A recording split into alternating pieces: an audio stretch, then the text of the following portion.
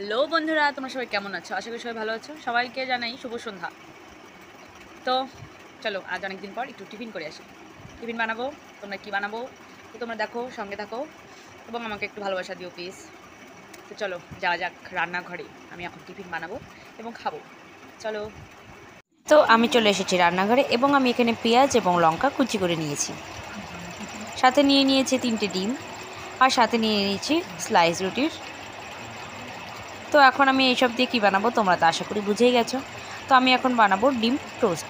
তারপর আমি এই পেঁয়াজের মধ্যে সামান্য একটু লবণ দিয়ে দেবো এবং ডিমগুলোকে ফাটিয়ে নেব। দেখো আমার ডিম ফাটানো হয়ে গেছে। এখন আমি এগুলোকে ভালো করে ফেটিয়ে নেব।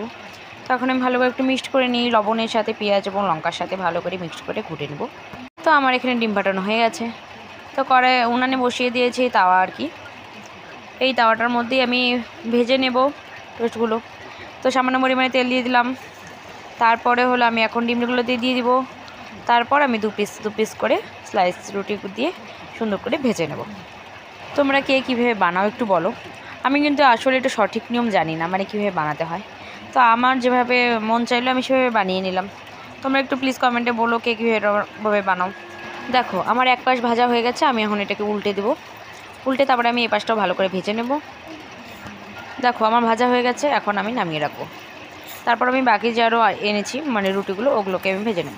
তার জন্য দেখো আমি আবার কড়াই তেল দিয়ে দিলাম। এখন আমি সেম প্রসেসে আবার ওগুলোকে ভেজে নেব।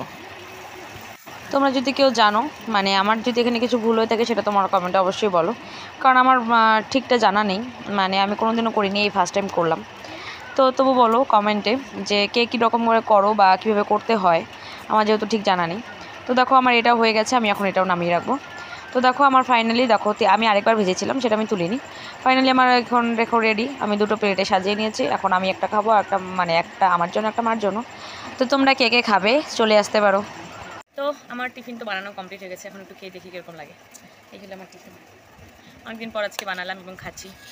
কীরকম হয়েছে আমি জানি না, ফার্স্ট টাইম বানালাম আর কি এরকম করে।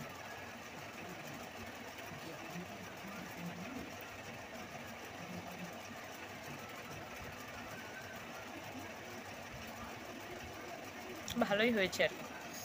নিজে কখনো প্রশংসা করতে হয় না। তো তবু সবাই ভালো থেকো, সুস্থ থেকো। আর আবার নেক্সট ভিডিওতে তোমাদের সঙ্গে দেখা হবে। সবাইকে টাটা।